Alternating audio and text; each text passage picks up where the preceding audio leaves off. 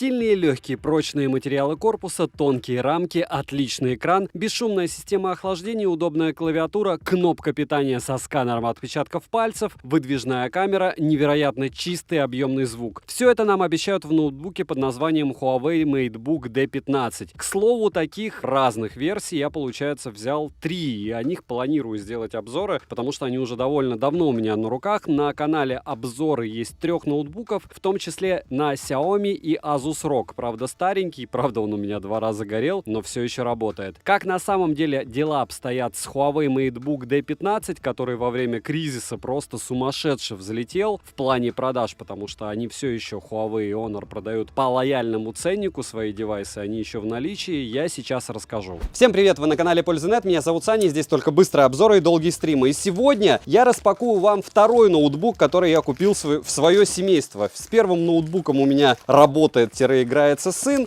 Это все куплено было на Тмоле, на распродаже, то есть все было более чем жирно. Ультрабуки у Huawei и Honor очень выгодно покупаются. Почему? Потому что они зарабатывают себе хоть какие-то деньги, хоть как-то демпингуют рынок. С их телефонами беда, как вы знаете, с Google сервисами все плохо. И по этой прекрасной причине они каким-то образом пытаются это дело компенсировать. Чем? Правильно, вот такой вот подобной техникой. Допустим, у меня мониторы все Huawei-евские, притом их 2. Получается, это уже второй ноутбук. Есть планшет, на который тоже будет обзор. И в целом этот девайс мне интересен не с точки зрения блогера, а с точки зрения пользователя. Потому что я его планирую использовать дома. Помним, что блок зарядки и кабель — это чуть ли не самое важное. Голубой экран вас будет ждать однозначно, если вы будете играться с его блоком питания. Но опять же, это мой user experience, магия электронов, как у меня говорили на моей прошлой работе, поэтому я очень советую вам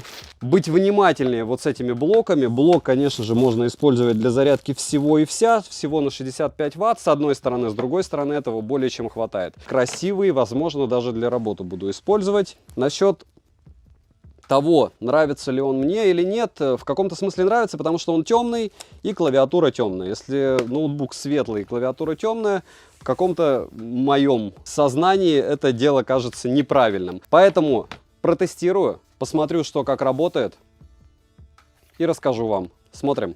7 обзоров в неделю выгружаю, ежемесячно разыгрываю 5 Mi Band 6 серии за лайк, подписку и комментарий к любому видео. Условия конкурсов, которых под конец месяца всегда много, и мои контакты в описании. В прикрепе мой телеграм-канал с промокодами на Али. Все розыгрыши 30 числа каждого месяца на стриме. Перейдем же к ноутбуку от Huawei. Полетели. Поставляется данный ноут в 2 расцветках. Это светло-серый и темно-серый. Дизайн — это одна из главных фишек ноутбука, так как он минималистичен, без каких-либо ненужных вставок или текстурных поверхностей. Смотрится он очень хорошо, как по мне. Корпус выполнен из матового алюминиевого сплава. По сборке на первый взгляд кажется, что все хорошо, пока не начинаешь присматриваться. К примеру, как оформлены разъемы или стыковка в некоторых местах. Но по большому счету это не критично, учитывая ценник, опять же в долларах. Материалы корпуса марки, отпечатки на нем остаются моментально. В принципе, как и на MacBook, который у меня есть, и я его уже давным-давно собираюсь обозревать, но как-то никак не могу к нему подойти, потому что по большому счету маки — это всегда про работу. И все, кто их покупают, они знают, зачем им нужны. Им обзоры не нужны. Габариты составляют Huawei 358 мм на 229 на 22 мм. По самым объемным частям, если измерять толщину без антискользящих ножек, то выйдет примерно 17,5 мм. Он довольно тонкий, что хорошо. Вдобавок он не громадный. Вес 1,530 граммов. И напоминаю, что все это дело можно в ручной кладе брать с собой отдельно от рюкзака. То есть ноутбуки и планшеты можно брать в руках и вести. Открыть одной рукой ноутбук не получится. Механизм для открытия тугой. Нужно придерживать второй рукой, чтобы можно было его открыть. Так что тест на MacBook он не прошел. На корпусе расположили USB-A 3.2 Gen 1, 2 порта USB-A 2.0, USB-C, HDMI и разъем 3,5 мм, в который можно подключить наушники или микрофон. Далее 2 микрофона, 2 динамика по 2 Вт. Звучание, как по мне, это минус в этом ноутбуке. Громкости лично мне мало будет, да и качество звука оставляет оставляет желать лучшего. Помимо перечисленного, на борту также есть кнопка питания и, внимание, она со встроенным сканером отпечатков пальцев. Это очень удобно. Срабатывает сканер довольно быстро, и из 10 раз он не распознавал у меня палец обычно один раз. То есть погрешность минимальная. Далее есть скрываемая HD-камера на 720p разрешения. Она спрятана в область с клавиатурой по центру. Клавиатура компактная, без цифрового блока, с правой стороны и фейл, у нее нет подсветки. Клавиши имеют зернистую поверхность, нажимаются хорошо, звук от подстукивания по клавишам классический, как и во многих ноутбуках. Я пользовался ноутбуком для набора текста, и мне было удобно. Никакого дискомфорта я не ощутил. Тачпад под руками не мешался, что хорошо, и последнее — это, конечно же, тачпад. Ничего невероятного от него я не ожидал, как по мне, обыкновенный, который хорошо выполняет свой функционал. Нажимается он с громким таким щелчком, но не раздражительным. Я в основном пользовался легкими тапами, так как для меня это удобнее, чем нажимать на него. Летим дальше. Ноутбук оснащен экраном IPS, что хорошо для людей, которые сильно восприимчивы к шуму, которых, в принципе, не так и много. Размер экрана 15,6 дюйма с разрешением 1920 на 1080 пикселей. Не скажу, что шикарное разрешение. Полезная площадь не космос, 87%. Соотношение сторон стандартное 16 к 9. Контрастность 800 к 1. Угол обзора 178 градусов. Максимальная яркость, и здесь мини-фейл 250 нит. Экран не под все сценарии использования. Яркости хватает, конечно, если не использовать его на ярком солнце, да и вообще на улице не стоит, мне кажется. Не будет вам яркости хватать в солнечный день. Детализация неплохая, вот цветопередача тускловато по мне. Я использовал Photoshop на нем и заметил, что красные оттенки очень сильно отличаются от оттенков красного на моем мониторе, который неплохо откалиброван. Разумеется, другие цвета тоже тусклые, но для примера красный очень хорошо подходит. Так что использовать его для цветокора и ретуши фотографий однозначно не стоит. К слову, Photoshop на нем работает хорошо, никаких подвисаний я не встречал. Картинка не мрачная, но не топ. Засветы есть, куда же без них. В нижней части экрана отчетливо можно наблюдать данную картину. Экран защищен от бликов, что очень хорошо, есть защита от синего света. Рамки вокруг экрана всего в 5,8 мм, так что по мне очень даже хорошо. Если вы планируете монтировать, однозначно это не про этот ноут, да и в принципе, еще раз повторяю, я покупал Asus ROG 702 VM под рендеринг и монтаж, и он у меня 2 раза горел. Хотя там неплохая начинка была для того времени, плюс я монтировал не в 4К, а в 1080p. Но это лирика, перейдем к внутрянке. Сердце ноутбука в моем случае это скромно. Intel Core i3 10110U 10-го поколения с 2 ядрами и 4 потоками, с базовой частотой 2,1 ГГц. Также есть модели i5 10-го поколения и i5 11-го я встречал на Тмоле. Видеокарта на борту UHD Graphic Intel, которая по сути хватает для работы, но не для игр. Она, разумеется, интегрированная. Вы сами понимаете, что это драматично все. Оперативная память DDR4 на выбор 8 или 16 гигабайт, накопитель SSD NVMe PCIe на 256 или 512 гигабайт с возможностью установить дополнительный накопитель. Но это та еще морока, у меня модель на 8256. Вы можете увидеть сейчас на экране результаты теста памяти. Есть поддержка Wi-Fi 5-го поколения, Bluetooth версии 5.0, что тоже не супер. Также, кто использует смартфоны от Huawei, будет удобная функция Huawei Share. Ноутбук во время работы показал себя довольно тихим, даже если загрузить его, то мешать шум системы охлаждения не будет. И, к слову, температура его во время несильной нагрузки составляет около 43 градусов. Конечно, если запустить игру или тест на производительность, температура может подняться до 90. Операционная система Windows 10 домашняя. Приблизительно 4 дня назад прилетело оповещение с предложением перейти на Windows 11. Я на данный момент сомневаюсь, что хочу использовать 11-ю версию, возможно, позже установлю. Летим дальше. Емкость аккумулятора 3665 мАч,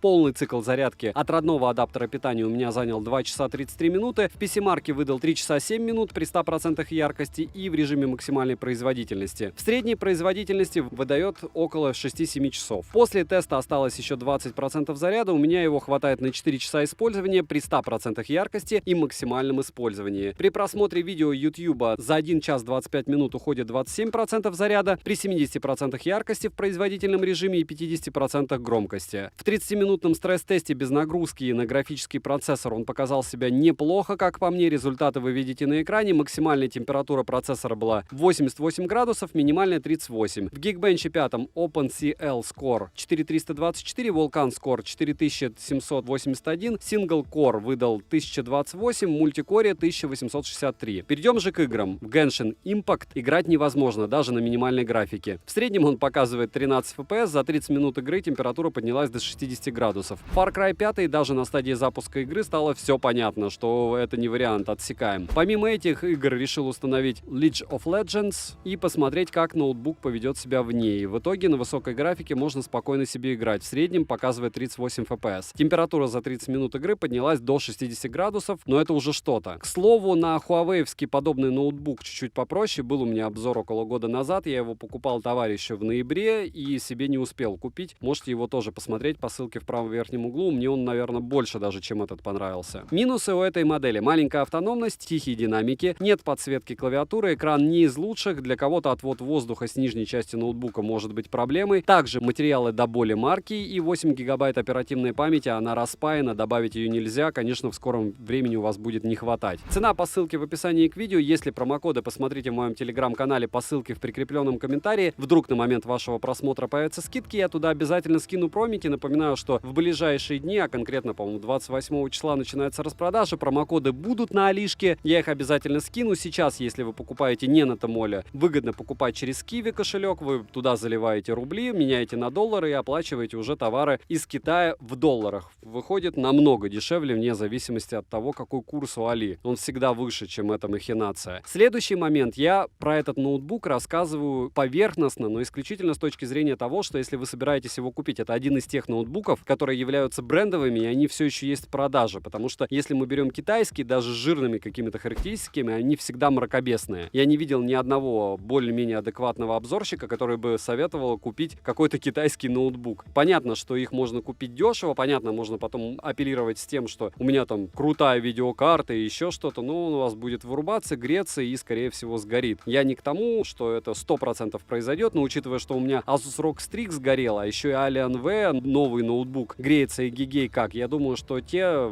во всяком случае, относительно отзывов и обзоров, которые я читал, не лучше однозначно. Резюмирую, ноутбук неплохой. В первую очередь здесь идет речь о дизайне и в каком-то комфорте. Также работать за ним вполне удобно, шум системы охлаждения практически не слышен, ноутбук дико не греется при легкой работе, для серфинга в интернете, для просмотра фильмов, только с подключенной Bluetooth-колонкой или в наушниках он вполне сойдет. Конечно, можно и в игры не особо прожорливые поиграть, допустим, в пошаговые стратегии, но это уже на ваш страх и риск, так как в играх он начинает хорошенько себя гонять. Однозначно 8 гигабайт памяти, повторяюсь, это мало, нужно минимум оперативки 16. В целом, девайсу скромное да, пишите, у кого какие остались вопросы, у меня несколько ноутбуков, если вам эта тема интересна, я надеюсь, вы поддержите меня лайком, надеюсь, уточните, какие вопросы вам по данной железке интересны. Еще раз повторяю, она мной освещается с точки зрения того, что я ее купил как печатную машинку, как и несколько других Huawei-вских ноутбуков до повышения цены. Но опять же, даже после повышения цен, это единственный вариант, который сейчас есть на рынке в принципе, потому что остальное, как я вижу, смели. Особенно на Тмоле, можете предлагать что-то другое в комментариях, постараюсь купить, но не китайское, потому что китайское по мне это одноразовые штуки. Подписывайтесь с колоколом, подписывайтесь на телеграм-канал взаимопомощи, там больше 6000 человек, ВК, сообщество, потому что там я выгружаю ролики, я думаю, скоро YouTube заблочит, если нет, то я буду очень рад, но все равно, там вы сможете увидеть мои обзоры. Минимум до осени, я думаю, что каждый день смогу также вам рассказывать про то, что на Али продается, а дальше уже посмотрим, будет ли у нас интернет. Добра и удачи вам, дорогие друзья!